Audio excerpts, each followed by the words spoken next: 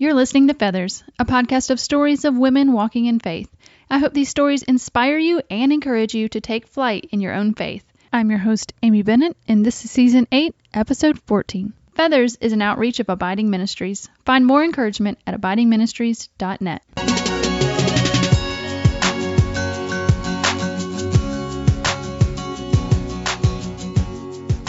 Well, hey friend, and welcome back to Feathers this week.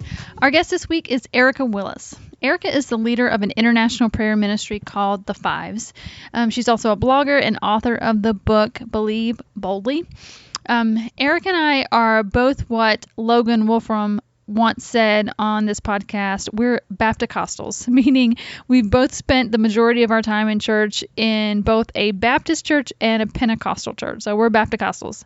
And let me tell you, we had a great time talking to one another. We talk about prayer, we talk about miracles, we talk about speaking in tongues, and man, we went there. So if that's not something you talk about much in your circles, buckle up. We had a great time talking to each other, and I'm really excited to share this journey Erica has been on. It's just amazing. So here is my conversation with Erica. Well, hey, Erica, and welcome to Feathers today. Hey, thanks for having me. I'm so glad to have you on. Let's start out, have you introduce yourself and your family and what keeps you busy these days? Yeah, well, my name is Erica Willis. I currently am living in Texas, Fort Worth area. Been here about 3 years. I'm originally from Kansas City, so even though it's only 3 states away, it's a huge difference in landscape and even temperature. So it's been a fun 3 years to figure out how to adjust to that. But I'm married to my husband, Joey. We'll celebrate 15 years of marriage coming up this fall. I have a son, Tristan, who is 9, and my daughter, Reese, is 6. So this is my first year for both of them to be in school. I've been a stay-at-home mom for 9 years now. So it's been fun to adjust and create more time for ministry, but also more time for like taking a nap or reading a book if I want. It's really nice. Oh, that's awesome. Definitely a new time in life. So tell me a few things that are different between Kansas and Texas, because I know your heart, because I've read your book. Yes. I know your heart is after Kansas. So what are some of the big differences? I've only been to I don't think have I been to Kansas? I got to think about that. I've been to St. Louis, Missouri, which is kind of close-ish. Yeah, it's ish, yeah. Ish. And I've been to Texas. So tell me some things about Kansas. Yeah, so the thing I love about Kansas, I grew up in rural Kansas, so kind of in this little tiny town. We literally didn't have a stoplight, but we did get a Sonic by the time I graduated, so that was really fancy. And my graduating class was like 98 kids, so very small, but I love the small town feel. I love being out in nature. Nature is something that God speaks to me through often. And I love the season changes. Before we moved to Texas, we lived in Kansas City. So that's a very different atmosphere. We were in the city, so we were within walking distance to the art museum and really great gardens and shopping areas. And so I really just kind of got spoiled there. My husband grew up in the area that we are in now, Weatherford, Texas, and he has always loved Texas. He is a Texas fan. So when we found out we were going to move back, I thought, I don't know about that. Everything there is kind of like brown and dirty and like rocks and cactus. And I don't really know what I think about that because I like snow and I like changing leaf colors and all of that. So it was an adjustment, but I really felt pretty spoiled this year when my family that's still in Kansas, when they were in snow and I was outside playing with the kids in shorts. So, I mean, there are definitely some pluses to being here. Awesome. Well, I love Texas, so I'm glad you've gotten to love it over the years. Yeah. Okay, so I have to ask in your book, you have the what are those things called at the beginning of the book? My mind just blanked. The acknowledgments or like dedication? People write things. I feel like we're on a game show. Like. Don't say the word because you'll get buzzed. It's like taboo, yeah. Like there's quotes and people. Yes. I can't even think of it. I was going to say recommendations, but that's not correct. Neither one of us can remember. What is the word? What is the word for that? When people really like your book and they're your friend and they want to say nice things about you. That's the official name we've decided now as to what it is called. Oh my gosh, I can't believe it. Okay, all I want Endorsements. Endorsements. Oh my goodness. Amy, we I would say that I would cut all this out, but it's too good to cut out. oh, I think I need a cup of coffee before I get on next time. Oh my gosh. It is after 8 p.m. my time when we're doing this, Right? so I can't be trusted with things that come out of my mouth after like 8. I 'Cause feel ya. I'm the one that wants to be in bed. I'm like 6:30. I'm like, is it too early to get in bed at 6:30? Will anyone judge me? I know. So all that to ask is, are you connected with Mary Carver? Because I saw that she endorsed your book. And I I know she's from am. Kansas, right? Yes, yes. Are you friends with her? Yeah, so she's been on the podcast before, and we were roommates at Illume, and so I love Mary. No way. Well, we Yeah. went to the same home church in Kansas City. So one of the churches that I helped plant there, a few different locations, she attended those, and I ended up going on a conference. She got to come with us. I want to say it was MOPS. I can't remember exactly which one. I think it was the MOPS conference. I can't remember. But we hung out. Oh, it was Orange Curriculum for Kids Yes. Ministry, I believe. Anyway, so she was there attending that one, so we got to hang out more there. But yeah, she's so sweet. We've known each other for years. Awesome. I love Mary. She's so funny. She's hilarious. She cracks me up. I love all of her, anything she writes. She's got such a great sense of humor. Yes. Yes. We love Mary. Okay. Well, I thought that was a cool little connection. I always read the endorsements now. It's interesting because a lot of times authors endorse other authors' books. I mean, I know there's a lot of different people that can endorse books, counselors and pastors and whatnot. So, just because there's a lot of authors that I talk to, and people that I go to a conference with and stuff, I'm like, oh, who endorsed their book and stuff. So it was like really Yeah. fun to open that and see Mary's name. So What a anyway, fun connection. I love that. yeah. We are going to talk about oh my goodness. I was trying to tell you before we started recording that there's like so much I want to talk about with you that I don't even know where to start. So I wanted to first off talk about kind of what introduced me to you it's called the Fives. I think there's a hashtag, right? The Fives? There is Is the that the right one? hashtag the fives. That's the official name of it. It includes the hashtag. Yeah. So first, I guess, introduce us to the Fives at a high level, and then we can kind of talk about where that came from. Yeah, absolutely. So the Fives is a nationwide and overseas accountability, I would say program, but really it's just an organization that we do through my ministry, Believe Boldly. And what it does is it encourages people, men and women, to get up early at 5 a.m. to spend an hour in prayer. And with that organization, we put you in small groups via technology through GroupMe conversations, and we pair you up with people that are your friends that you've requested or that go to the same church as you or just simply in the same area as you. And for 5 weeks straight, 5 days a week, Monday through Friday, we challenge people to get up at 5 a.m. We give them content to pray through, some verses to challenge them, some things, just some tools to put in their hands to spend 1 solid hour in prayer with God. And from that, we've seen just this birth of a passionate movement of prayer across the U.S. We are in all time zones now, and we are overseas as well. And the countries that we're in vary just by each session of the Fives that we do. But it's been a really incredible experience because that was never really the intent of this thing. How it really started was my husband was challenged by our pastor in Kansas City to get up early and pray. And that they would text each other in just a like, good morning, are you guys up, kind of accountability piece. And they would do this from the comfort of their own home, which is how we've continued to do it with the Fives. You do this on your own, in your own bed, in your own living room, whatever works for you. And at the time, my husband was going to school full time, working full time. We had 2 small children at home. He was kind of the associate pastor kind of role at our church in Kansas City. So to say that we were busy is like an understatement. And here he came with his idea to get up even an hour earlier than he already was to add prayer into that. And in my mind at the time, I thought it was the dumbest idea ever. Like all my spiritual wisdom flew out the window. And I was like, do you understand how much of a commitment that is and how much of a burden that's going to put on me? Because if you're cranky because you don't have enough sleep, then you're not going to help with the kids and then you won't do well in school. And I just kind of saw that ripple effect happening in my mind. And But he went ahead with it. And what I noticed was that there was this change in him, that this hour that he spent in prayer each morning had changed him. He started speaking to our family differently. He started leading our family differently. The decisions that he was making were different. I looked at him in almost like a fresh Jesus encounter and said, like, I want what you have. Like, it's like when you first accept Jesus, you're thinking, man, there's something different about that person. I want to know about who's this God that they follow. That's what I felt like. It felt like a whole nother religion in a way, because he was walking in such grace and power and love and things that I thought, man, I've got to have some of that. So in that, I was like, okay, I'm going to try this. I'm going to set my alarm. Mind you, I still had a child that was getting up in the middle of the night, and another small child who was home with me during the day. So my hands were full. And so for me to get up that early was kind of a step of faith for me, because I really thought I was going to bomb. I thought it was going to be awful. And what I found is that it actually made me a better mom throughout the day. I was more patient, more loving. The things that I needed, all the fruits of the Spirit were available to me in abundance, whereas before I was barely getting by during the day.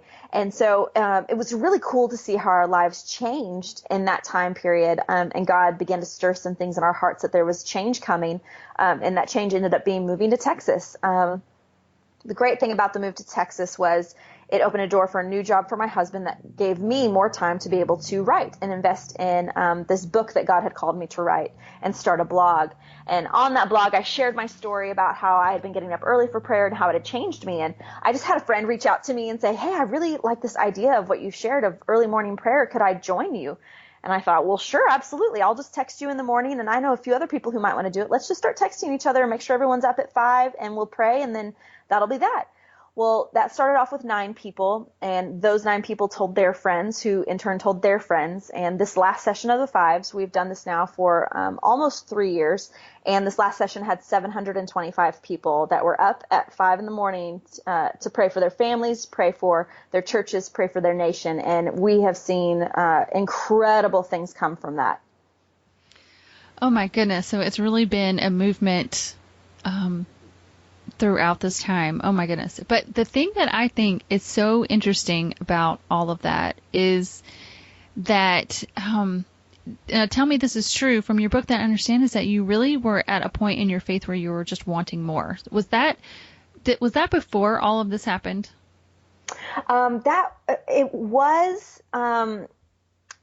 Really, it was. I was seeing the parts of, I was working for the church. I was in charge of the kids ministry there and our small groups. And what I found is that when I was counseling different women, working with different leaders, is that everyone was facing the same challenges over and over and over again. It almost became like, to the point where I thought, God, are we doing something wrong? Because we're not getting ahead in our faith. We're not walking in what seems like should be an abundant life. We're coming to you with the same problems. We're not finding traction in trying to grow in our faith. What's wrong? And so in that desperation, I just started digging into the Bible and saying, God, what is different between us and your followers back when you walked the earth? When Jesus was here in flesh and blood, what did that look like for them? And what I started to notice is that their life looked so very different than mine. His disciples were out preaching to, hundreds and thousands of people. They were seeing people healed in front of their eyes. They were having miracles take place. They were casting out demons. There were these things that I thought, man, my faith looks nothing like this. Where am I missing the mark? And in that desperation is really where I fell on my face and said, God, I don't know what it is that I'm missing, but I want more. I want more from you. And it was from that need that I was able to say yes to that early morning prayer call, because without that need, I don't know that I would have made it to do something that radical in my life at a moment in my life when I felt like I need more of Jesus and I don't care what it takes. I'm willing to do anything. Yeah, so that's what I love, is that you're kind of in this desperation need for just wanting this another, and it sounds weird to say another level of faith. I mean, the Bible doesn't talk about we talk about, being mature, working out your salvation. But yeah, it was just really, I think, this desire to see more of God. And I think it makes us do crazy stuff sometimes, like get up at 5 in the morning. Right. Yeah, but you have absolutely seen amazing things happen. So we talked about the fives, and what I came to find out is that, and we've referenced it several times, is that you have a book, Believing Boldly, which actually kind of tells the backstory of all of this. So I think that goes into like the deeper story behind all of this, is that this was a desperation, a need in your life, and then this comes along, and then you're willing to do it, and amazing things begins to happen, and even aside from all the people that have come alongside you to be able to do this, but you've really seen new aspects of your faith that you weren't seeing before. So, Right. talk about a couple of those things that you have seen that were like really different than what you had seen previously. Yeah, so I would describe the ministry that we had in Kansas City through the church there as a ministry that was geared toward people who had been hurt by the church. So our common thread throughout all the campuses that we were a part of was we were helping people find their way back to God. We were helping people who were hurt by the church, who had a bad history with the church, who had never attended church. We were geared towards getting those people to feel safe and loved within the walls of our churches. And because of that, we used a very specific language when we talked. We were very clear and elementary level when it came to introducing the Bible and what that sounded like and looked like, and gave a lot of background, so we wouldn't just assume someone there would know who Peter was. We would describe who Peter was and how he fit into the story. So what I had done in ministry for the 6 years prior to this book was really filter with an awareness of what I said and how I presented myself, so that it would be attractive to those that were maybe hurt by Christians in the past.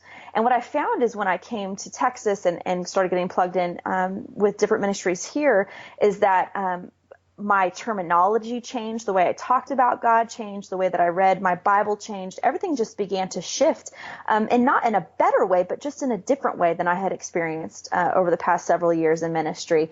And from that, I found myself more open to things that I wasn't open to before. And I describe that a lot in the book, just this wrestling, this inner wrestling, as I stepped into things that, like I said, I'd read in the New Testament with the disciples, miracles happening. I was stepping into these areas, but it was really strange for me because I had all these preconceived notions of what those things look like in my mind before ever having experienced them. So one of the great things about digging deeper in my faith was truly believing that when I heard God's voice, that he wanted me to do something, and then I would respond in reaction to that. So I'd been obedient my whole Christian life, but God started to have me do things that were more like questions, like, Erica, would you go pray for that person if I asked you to? Erica, would you step out in faith and take this risk if I asked you to? And he just started to pose questions to me.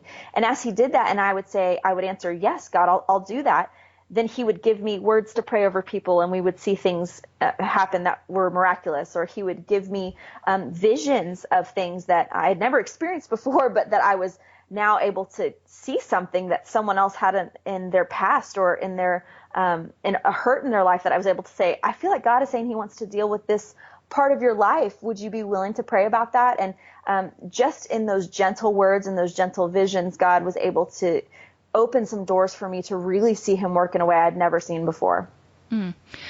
Yeah, so I want to go into those things, but I want to talk about that very beginning, and that is that you talk about in the book, and it's all about hearing God's voice. And that really, I think, is a struggle for a lot of people. And I think you did a great job describing what that sounds like to you and how you can discern whether, am I talking to myself? Is this like me just making this up, or is this really God? So talk to people about like how you tell people, how do you hear God's voice? Yeah, it's such an interesting question, isn't it? Because I hear a lot of times God's voice sounds just like my voice. Well, I'm like, that's not helpful at all. Even though that's true, when you're someone who's desperate to hear God's voice and we say, well, it sounds just like you talking, it's like, well, I don't really trust me talking. I would like to know more about what God's voice sounds like. So one of the things that I believe, if you want to hear God's voice and you want to hear it in confidence, you've got to know what it sounds like in a time when you are not desperate, when you are just in his presence. And prayer is when you start to learn God's voice. You start to learn what he's saying to you, what it sounds like, how it makes you feel, the things that it prompts you to do. And in a consistent prayer life, you're able to latch onto those moments, these little things that he'll say to you or propose to you, and kind of try them out and test them. So like I said, sometimes in my prayer time, God would prompt me to contact a friend and say, hey, I feel especially strong that right now you might be struggling with some depression. Do you mind if I pray for you? Or can you tell me if that's something I can pray over you for? And in those moments, I was able to have them affirm, yes, that is something I'm struggling with. So I was able to go back and say, okay, I did hear God's voice when we were praying. Okay, so I know what that felt like. I know what it sounded like. I know that it produced some fruit. Okay, so I'm going to take that little nugget, that little moment, and I'm going to put it in my pocket, and then I'm going to try the next one and see if I can test that. So one of the ways that is easy to tell if it's God's voice or your voice is that it's going to follow the character of God. And so I talk about it in the book, in the chapter called His Presence, but it shows us that whenever God is going to talk to us, it's going to communicate a love. It's going to communicate forgiveness. It's going to, all the characteristics of him. He's compassionate. He's kind. So whenever you hear anything in your mind that is not that way, when it's harsh or shameful or condemning, then you can know right away, hey, that's not the character of God. So that cannot be God's voice. We do know that God lovingly corrects us so that he gives us direction. And when he corrects us, it's not a condemnation. It's a gentle rebuke of saying, hey, do you think really that was the best way to handle that? And I think we can all look in our lives at times when we've heard God do that to us, right? So it's not like he brought down the hammer, but he says like, hey, that conversation you just had, do you think maybe there was some gossip in there? Do you think maybe that wasn't the best choice of words for that situation? We know that God also directs us in what is coming next. He knows where we need to go, how we need to get there, who we need to connect with.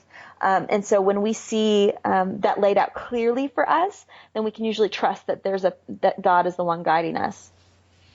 Yeah, I love that. I love that you talked about kind of doing the testing, the small steps of obedience, right?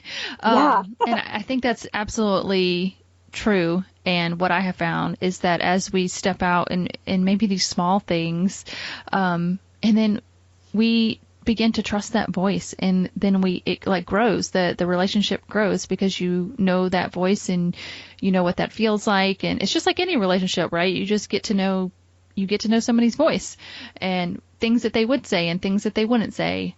One of the things that I have found in hearing God's voice is that it often brings a sense of peace. Yes. My mom and I talk all the time. She's one of the, actually, we haven't talked in a couple of days. She's been in actually a week. She's been in Mexico. But anyway, I brought that to mind. But when she and I are talking about something, we always say, well, do you feel peace about it? Do you feel peace about it? And it's always, I can always sense where God is moving when there's peace. And there's sometimes, I'll even still feel confused, one direction or the other. And sometimes I have to I don't know if you would relate to this, but kind of try it on. Yes. If I go this way, how do I feel? If I go this way, how do I feel? And which really feels like God's presence of peace is there. Absolutely. And I think it's so helpful in marriage because you have this other person to bounce that confirmation off of. So in times when I'm facing something like that, where is this good or is this God? Is this good or is this God? Which one is which? And I can present that to my husband and say, hey, what are you feeling? What are you hearing? What are you thinking? And when we come up with the same answer, then we know that God is moving in that direction. Yes. Absolutely. And I definitely think there is something to be said for community and prayer and hearing God's voice. It's often good to get that confirmation from other people. Yeah, absolutely. So one of the things that I also wanted to ask you that I thought was really great, that as you began to, come into this prayer time, this early prayer time, you began to see your role as a wife kind of really bloom. And how it relates to prayer. Talk a little bit about what this had to, what prayer had to do with your role as a wife, and what the Bible says the role of a wife is. Yeah, absolutely. So for me, I've always had a really strong personality. I'm a natural leader and I like to be in charge. I don't know if there are any other women in the world who feel this, but it's been hard. It's always been a hard road for me to walk to figure out what is my place in a Christian home and a Christian marriage where the husband is the head of the family. And I feel like we're taught so many different messages growing up, and then even as married women, as to what our role is. And I think there's a lot of confusion surrounding it. But one of the great teachings that I heard personally was by Paige Henderson, and she's co-founder of Fellowship of the Sword Ministries, which is just incredible ministry. She's taught one time about how, yes, the man is the head of the family, but almost like the woman's the queen of the castle, right? So my domain is my home. And we'll see this happen often in our lives and our marriages and the roles that we play. In that, we like to decorate our home. We like to make it feel warm and welcome. We like to invite people over. There are things about us that are drawn to our physical home. And one of the things that she talked about is that in the original language of the Bible, the role of the wife was kind of that of the sniper. So you can, if we imagine that the family is in a castle, the husband is the king of the castle, right? He's in charge of the things that go on inside, and he has the final say. But the woman's job, the wife's job, is to stand in the watchtower. And she has been gifted by God to see things coming from afar and to shout out the warning that's needed. So what she would do in that situation is she would take the knowledge that God has given her and the enemy attacking, or where she sees there might be some pitfalls for their family or things that are coming ahead, that her husband may not see because he's the king and he's about other business.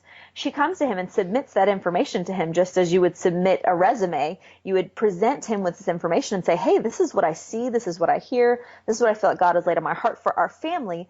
You make the final call, but we work together as a team so that he's not left without anyone watching from the tower for the family. And when she said this, she said, so many of you have been busy trying to be the king of the castle that your castle has been left unguarded because you're not playing the role that God intended for you to play. And when she said that, it broke me, because it made such sense that this concept of being a quiet, submissive wife who has no say in the relationship, I knew that wasn't the right teaching. I knew that wasn't a healthy example of how Jesus wants a marriage to be. But that's what I've been taught. And so for her to say, no, you've been given these gifts, you've been given this position, but because you can't embrace that position, you feel out of place. Your family has been left unguarded. And that's your job. Your job in this family is to do that. And so what I found is that my role as a wife was to stand in prayer for our family and to ask God, show me the things that are coming after us that I can be praying for. Show me how I can best protect my husband and my kids through my prayers. And when I started to do that, I saw a huge shift, not only in my husband, but in the atmosphere of our home, which was incredible to experience. And, you're talking about when you hear that, it kind of broke you. When I read that in your book, I was like, it just made so much sense to me. And it's so interesting because actually one of our pastors just preached about the roles in Colossians this weekend. So it was really top of mind actually when I read it. But it made so much sense because I have found it to be so true that the females that I know in, faith-based relationships are like that. They see things spiritually, I think, before the men do. Yes. And I've always felt like, is that wrong because it's a spiritual and the men should be leading spiritually? So, is it wrong that I see this stuff before my husband does? But it made so much sense that it's like the woman is, the watchman and, giving the information to, to her husband. So that was just kind of really confirmation for me. And I definitely see that in our family, at least. Yeah, absolutely. It makes a huge difference to have a wife who has a strong opinion and personality and a loud mouth like me, for us to have a biblical outlet for what it is. Like, we've been gifted to have this knowledge ahead of time, and we don't throw it at our husband. We don't pressure him with it. We just submit it to him and say, hey, here's what I see. Here's what I hear. And I'm going to trust your decision in that. But then it gives us, we still have that voice that I believe the partnership of marriage is supposed to reflect. Two people, not just one. Yeah, absolutely. That's so good. Well, some of the other things that you got to kind of at the end of your book were some of the kind of the areas that a lot of people don't talk about in faith, particularly. And let me just give you a little bit of background for me. I was raised in a Pentecostal church up until I got married, and then I've been in a Baptist church. So I feel like I'm Baptist-costal. Yep. Yeah. Yes. So I'm like, I'm going to be 40 this summer. So almost literally half my life has been in a Pentecostal church and half my life has been in the Baptist church. So, anyway, but a lot of the things that, you begin to experience, really, I've only heard from my Pentecostal background. So Right. we're talking about, speaking in tongues. We're talking about, dreams and visions. You're talking about, healing. All of these things, after you have begun to pray, you have begin to experience some of these things. So maybe we can touch on a couple of things, a couple of these that you began to experience. I would like to touch on healing. Yeah. That's definitely something, we've had people on the podcast. My sister was healed of a sleeping disorder. We've had, I've talked to women whose Wow. babies have been healed of a blindness. So it's definitely something that I believe in. I don't personally have a gift of healing that I know of. I mean, I believe it's available, but it's just not something that I've personally done. But that's definitely an area that you have seen healings in as you've begun to pray. So just talk a little bit about what that's looked like in the past few years for you. Yeah, for me, it was a huge leap of faith, honestly. And like I said, it started with just this desperation to see more of God. And that kind of snowballed into, well, Erica, what if I asked you to do this? Erica, how would you react if I did this? What if I changed the method of how you hear my voice? What if I asked you to go to a complete stranger and say something to them? I mean, it was just these tiny little baby steps of obedience. And that just kept growing and growing. And as it grew, he started proposing things to my heart, as such as a prayer language, or in this concept of visions and that sort of thing, where I always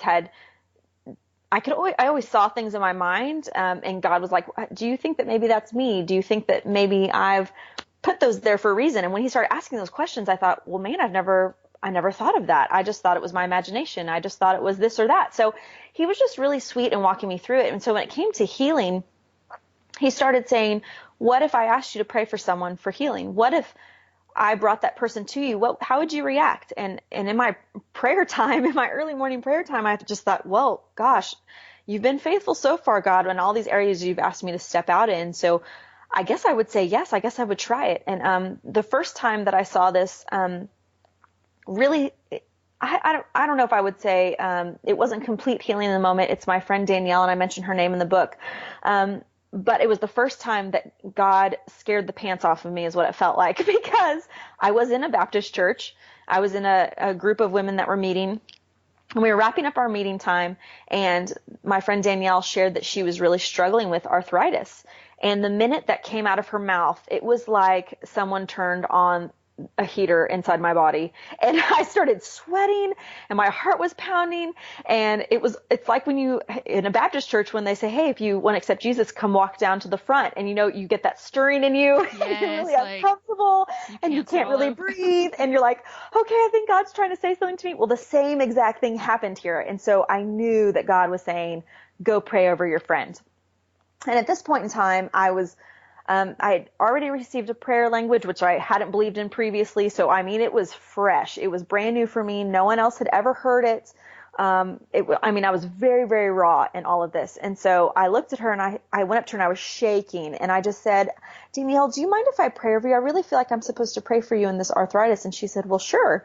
And I said, except can we go somewhere else? Because I don't know if I'm going to pray in English or in a prayer language, which is a really strange thing to think. Like, I didn't know what was going to happen. And I was like, I don't want to freak out anybody that's sitting here. And I want to be obedient, but I don't want to be a weirdo either, And so anyway, in that moment, I was able to go and pray over her and experience things like, my hands were heating up. She was like, she would be cold, but I would be really hot where I was touching, and just really strange things that I'd never experienced before.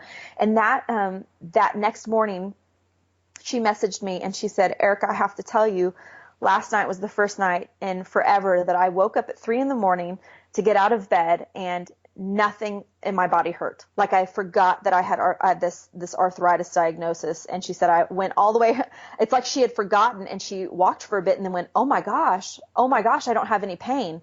So it was incredible to see that this one little step of faith that God had challenged me to led to part of her healing. And her story of healing is much longer than that. Hers took more time and more prayer and a lot of adjustments and things in her own lifestyle. But she's seeing the fruits of that. And that was just the beginning of it. From there, God has I've had radical encounters of immediate healing of praying over someone. And I mean, they walk away completely, like physically walking different, or their pain is completely gone, or God tells me what their pain is before they've said it out loud. And I pray over it and they'll say, hey, by the way, I didn't tell you, but I have really incredible back pain. And I said, well, God already told me that. And, and do you feel it anymore? I mean, it's been an incredible journey, and it's required a lot of faith for those little steps to get to the big ones, so that you can see those big movements of God. Oh my goodness, I have so many things I could say here. One I want to just comment on is the fact that you talk about some is instantaneous and some is not, and some require lifestyle changes. I know I've heard Susie Larson. I don't know if you know Susie Larson. She's yes, I do. An author, but she's been on the podcast before, and I don't know if she said it on my podcast or I heard it on her radio show. I think I heard it on her radio show. She has a functional doctor that comes on to her show. I think every month he comes on. But she was praying for healing, and she said that God said, I could heal you right now, but you have too many bad habits and you would just get sick again. Wow. And so I think there are some times that God has to walk us through a process of healing so that it can be sustained. But I also do believe in some of the instantaneous healing, like what you're talking about. My sister, she was fasting and praying. We were actually, there was a couple of us. And one day, and if you guys want to go back, I can link to this podcast in the show notes. But she woke up the last day of her fast, and God said, quit taking your medicine. She had to take a medicine to wake herself up. Wow. Up every morning, and he told her not to take her medicine anymore, and she has not taken it since that day.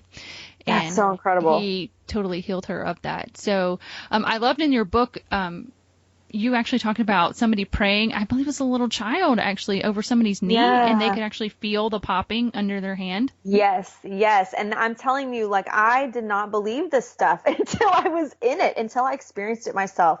And I agree with what you're saying. Like, I know God heals, but he's never used me. I've never seen it personally, but I'm sure it happens somewhere, some way, somehow, probably in other countries where they don't have doctors, right? That's kind of like how I'd always envisioned it. And the story that I share in the book is of a family friend who her son was having incredible knee pain. They have, evidence of it on video and doctor's diagnosis and different things that said, like, hey, he's got serious issues with his knees, and you guys need to watch him as he grows, because this may manifest in a lot of different ways in his life, and just because of his difficulty when he was born. So we had been there, and God had shown me through a vision that we would pray over him. And so my husband, myself, and a couple of friends went over to go pray over him. And he was a little 6-year-old boy, and he sat completely still, which I think is the first miracle of God. Any 6-year-old boy who will sit still for you to pray over him, that's huge. He sat completely still and didn't move. It's almost like he was falling asleep. And as we prayed over him, my husband had his hand on one knee and his friend had his hand on the other knee. And as we prayed, the little boy did not move an inch while we sat there, yet they could feel this popping motion under their hands. And they didn't say anything to each other in the moment, but as we finished up praying, as we left the house, we were walking away, and our friend said, did you feel that popping? And my husband said, yeah, something was happening. His knees were moving even though he wasn't moving. And I was not, I'm sitting there praying, but obviously I hadn't felt any of that. And it was just another confirmation from God that he can work in ways that even if we don't believe it, even if we don't believe that he's going to heal someone instantly, he can still do that. Yes, that is just so amazing. So I have to ask, so I know you said that God began to ask you questions, but did you specifically ask for the gift of healing? Is that something you asked, or were you just saying, I want more of you, and then he just started asking these questions? Yeah, well, here's what happened. I had not asked for the gift of healing at all. Everything started with a prayer language, and I think it's because that was the one I had the biggest, preconceived notions about, of it being fake or a show or made up or all these things. I really believe that was my biggest thing holding me back to experience more of God. So he met me there first and kind of just lovingly introduced me to that and challenged my beliefs and all of that. And with that prayer language, that's when I started seeing people healed, is when I would pray over them in my prayer language. and then they would be healed. And because I didn't have an understanding of what words I was saying, I didn't know that I was praying for healing. I just know that God said, hey, go touch that person's back and pray for them. And so I would ask them, hey, do you mind if I pray over your back? And they would say, sure. Some people would, not everyone. And so I would lay my hands on their back and I would quietly pray in my prayer language. And then they would tell me later, I have no back pain whatsoever. Or, whatever it was, the healing came from the prayer language. And so, it really wasn't something that I asked for. It was just evidence that God showed me that, hey, when you pray in your prayer language, things happen and you don't even necessarily know what it is, but I know what it is. That is so amazing. And just to talk a little bit, I want to just touch on the prayer language because that was, I think, kind of a gateway, if you will. Like I said, I grew up in the Pentecostal church. I've had a prayer language since I was 7 years old. It was a very small church, and I think my mom had brought me forward to be prayed with the pastor, and they were all praying. And I eventually began to pray in my prayer language, and I can just remember the pastor saying, go ride your bike and practice, at 7 years old. But that's where I've seen it, in the church setting. And I'm just, from your experience and your husband's experience that you detail out in the book, it actually happened in more of a private setting, which from my history, honestly, it kind of surprised me because I had always, growing up in Pentecostal church, it was always sort of a public setting. And I thought you had to do it in a group setting for people praying over you. But it actually, and the reason I'm asking this, because I'm wondering if people that are listening are interested in how all of this works. What could it look like for them in a private setting? Yeah, absolutely. For me, it came to me when I was in a place of total surrender. And I had wrestled through whether I thought it was a real gift or not a real gift. And I asked my friends that had prayer languages what it was like for them. And I asked my friends who didn't believe in prayer language what they believed. And I read commentary and I studied in books, and I love to learn. So I'd gathered all this information, and it didn't help me much more other than I believed that it could be a real thing. I thought, there's so much scripture and so many people that I trust that have this prayer language. I finally got to the point where I just laid it all down, everything in front of God, and said, God, do with this what you will. If you have a prayer language that you want to give me, I want it, because I want whatever you have for me, because I know it's good. So God, if you want to give me that language, then I receive it. And I truly believe mine was in a private setting because I had such such a bad concept of what it was like in public. I thought it was all for show. I thought it was for attention. I thought people made it up. I thought people were forced into it. Kind of like you're describing here in your experience, Amy, where you're saying, a pastor and my mom prayed with me. Like I would look at that and say, well, they just, coerced a small child into making up something, is what I would have thought in my past. So I think it was so sweet of God to meet me exactly where I was. And when I received my prayer languages, in the middle of the night, God got me up out of bed and said, come pray in the living room. And so I came in the living room all by myself, and I just did exactly what I said. I laid it all at his feet and said, whatever you have for me, God. And he gave it to me in that moment. And for me, it was so sweet because I was able to say, no one coerced me into this. No one convinced me of it. No one did anything to manipulate me in any way. It was just me and God. But I do see biblically where I have prayed for people by laying on hands. I've laid my hands on them for them to receive a prayer language, and they've received it. So that is absolutely a biblical way of receiving a prayer language. So it can happen in a group setting. It can happen in a one-on-one setting with you and a friend who has that gift.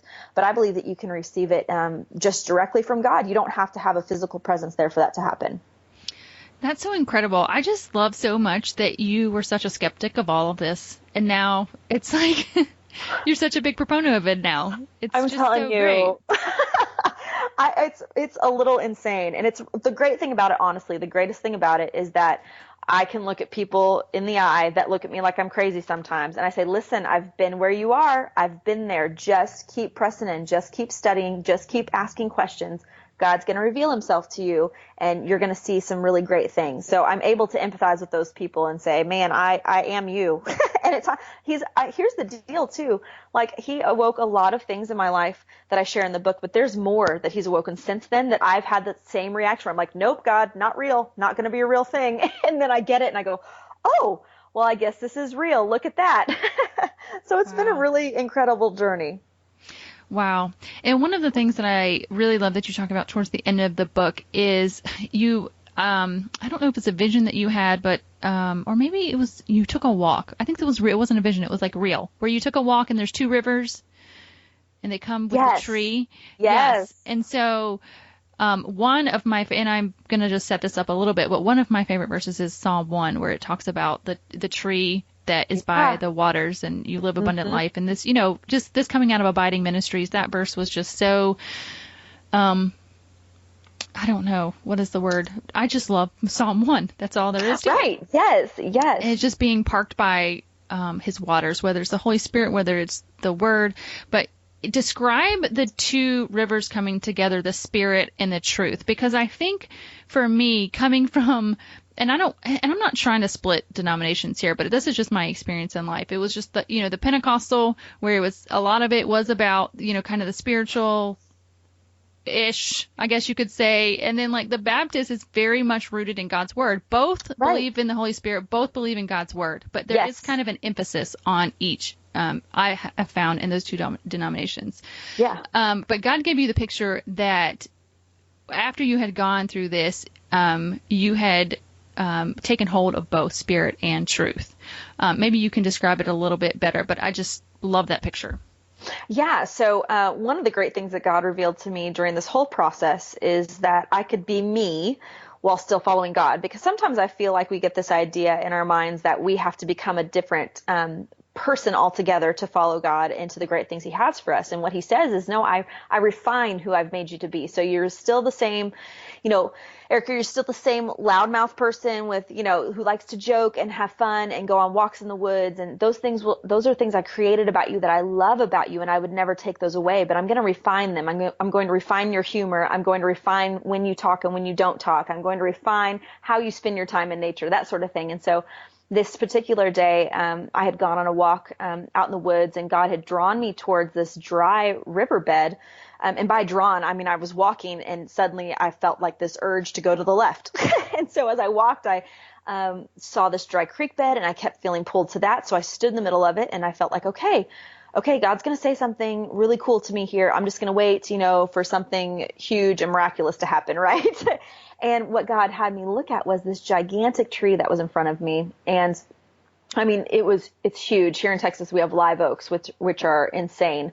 And they spread out, their branches spread out really, really far. And he looked at it, and he had me look at it, and he said, Erica, look at that tree, and then look at the tree on either side. Look at the streams that are on either side of where the tree is. And there was a dry riverbed there as well. And you could tell that I was standing where the two streams came together, but then to the right and to the left, kind of up in a V formation on either side of the tree, there was an etching where the river was in two different places. And then there were trees that were growing off either side of those banks. And those trees were kind of scraggly looking. If you've ever walked on like a creek bed or near a creek bed, you know that those trees are like, they're fighting for the water, right? So their roots are as far as they can be on one side, and their leaves are stretching sometimes the opposite direction. So they're trying to get sun from the top and water from the bottom, and they're not very healthy trees. They're like these little overgrown sticks. They're crooked. They're falling in the water. They're just not great. And what God told me in that moment is, he said, Erica, you're the tree in the middle. And what he started to show me was that I had now, in my Baptist roots growing up, been fed so much of the Bible, so much of the truth, memorizing scripture, standing on God's word, digging into my Bible consistently, going to Bible college. I had done the time in God's word to have grown in the truth side. And he said, now, Erica, you've embraced the spirit side. You've embraced the part of the Holy Spirit that does miracles and has healings and moves in ways that we can't even describe. And because of that, because you're being fed by both streams and not just one, your tree will be the largest and the biggest. And I reference Psalm 1, like you said, and it's blessed is the one who does not walk in step with the wicked, or stand in the way that sinners take, or sit in the company of mockers, but whose delight is in the law of the Lord, and who meditates on his law day and night. That person is like a tree planted by streams, plural, streams of water, which yields its fruit in season, and whose leaf does not wither, whatever they do prospers. And that's Psalm 1:1-3. And he just brought that verse right to my mind the minute that he talked to me about being the tree in the middle, that I now was fed by both streams. And it was just a really powerful way for him to affirm that I had stayed the course and been faithful when he'd asked me to be faithful, which was a great feeling.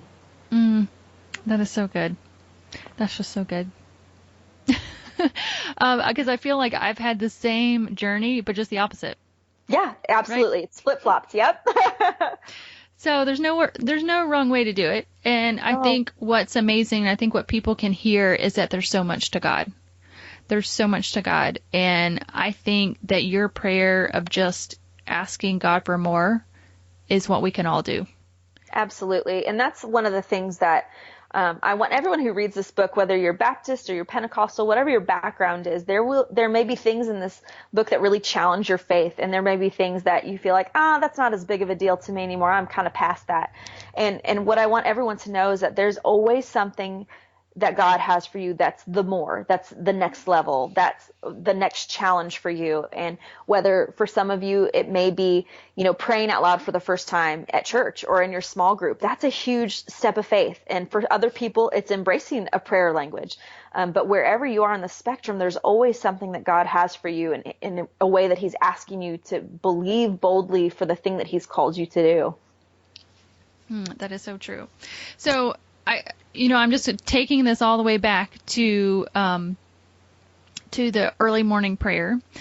So I feel like this is, a great next step for some people that are listening, that they need to commit, to 5 o'clock in the morning, 5 days a week for 5 weeks. Yeah. So what does that look like for you? Do you have a group coming up? Can people get involved in that anytime? What does that look like? Well, our next session will be in October, so we've got a little summer break. We're doing 2 this year. We did one in the spring, we'll do one in the fall. But they can find out more about it at believeboldly.com. And there's a section there called The Fives, and it tells you how it works. It covers frequently asked questions. But I encourage anyone who's feeling spurred to early morning prayer, find some friends, find some other like-minded people who are saying, you know what, I'm willing to take that risk with you. I'm willing to try it. And we can call each other in the morning. We can text each other in the morning, and just try it for a week and see what a difference it makes in your life to be able to hear God's voice that clearly. And if you want, also on our website, our entire last session of the Fives, it's 25 days worth of prompts for prayer. They are all on the blog at believeboldly.com, and they're labeled in different prayer is a conversation titles, so you'll be able to find them, but there are 25, so you could follow right along as if you had a session with us. And then in October, we'll have the session that starts, and signups will begin in September. Okay, well, that is exciting. Oh my goodness. All right, well, goodness, I have so enjoyed this, Erica, and I appreciate you sharing. Is there anything else that people need to be aware of, get connected to? Anything else you want to share? Yeah, so if they want to follow on Instagram, Facebook, or on Twitter, it's at Believe Boldly, and they can order my book online from the website believeboldly.com or anywhere, any major book retailer, barnesandnoble.com, target.com, Christian book. So if they're interested in finding out more, it's an easy way to get into it. All right. Well, thanks again, Erica. Thanks so much. All right, guys, so let's talk about this episode. As I sit and record this part of the episode, it's been about a week since I've talked to Erica. And the night after we talked, I was really debating about this 5 a.m. prayer time thing. The past few months have had a lot going on. And although I've been doing my quiet time every morning, I had really gotten away from doing just like an extended prayer time in the morning or the evenings. So after I hung up with her, I was just, so fired up to get back to that time. But y'all, 5 a.m. is rough. There's not a whole lot that I will get up at 5 a.m. for. And I actually remember being at a blogging conference once, and the guy teaching had worked with Lisa Turkhurst. She's the head of Proverbs 31 Ministries. And he said, you have to be serious about your craft. I mean, Lisa gets up at 5 a.m. every morning. Y'all, I thought he was joking and literally laughed out loud. The whole class stopped and looked at me, and the teacher, poor guy, I think he was actually offended that I laughed. Anyway, that was terrible. But so last week I was like, God, if you want me to get up, you're going to just wake me up at 5 a.m. and I'll get up if you wake me up. I do not know why sometimes I say things like that to God. It was pretty presumptuous of me, if you ask me. But anyway, so guess what time I opened my eyes the next morning? It was 5:03 a.m. So, yep, he let me sleep in for 3 minutes. But I got up. And I have been getting up every day to pray for an hour. And let me tell you, it has been amazing, even just this week. I have just seen God move with some situations with my kids where they've been kind of stuck recently. I feel like I've gotten some clarity on some things with the ministry. I have other situations that I'm praying for that are moving, and y'all, I just am just in general feeling so much more joy this past week. And that is with getting up at 5 a.m., which is crazy. So, hey, listen, if you want to do this with me, we don't need to wait till the October thing. We can do a 5 a.m. club, Abiding Ministries Club, or a 5 a.m. Feathers Club, whatever. We can give it a hashtag, but we can figure it out. Just let me know, and we can do it together, or grab some of your friends and do it with them. But I was reminded this week just how important it is to spend extended time with the Lord. It's just like when we eat, we really can't snack all the time. Like eventually you have to sit down and have a full course meal to really nourish yourself in all sorts of ways. So that's what we have to do. We have to spend extended time with the Lord. And that's what I've been reminded of this week. But what I want to just reiterate, something that Erica said too, is that God always has that next thing for you. He never runs out, right? We've never arrived. He says he came to give us life abundant, and that abundance, I don't think is found in our wallets, as the American dream would say, but it's found in our prayer closets, and it's found in our hearts, and it is all there for the taking. So I am just so pumped about this episode and this message, and I hope you are too. So thank you so much for listening this week. I just want to remind you that you can find us on social media over on our Abiding Ministries accounts, over on Facebook and Instagram. Would love for you to share this episode. So guys, thanks so much for being with us this week, and we will see you next week on Feathers.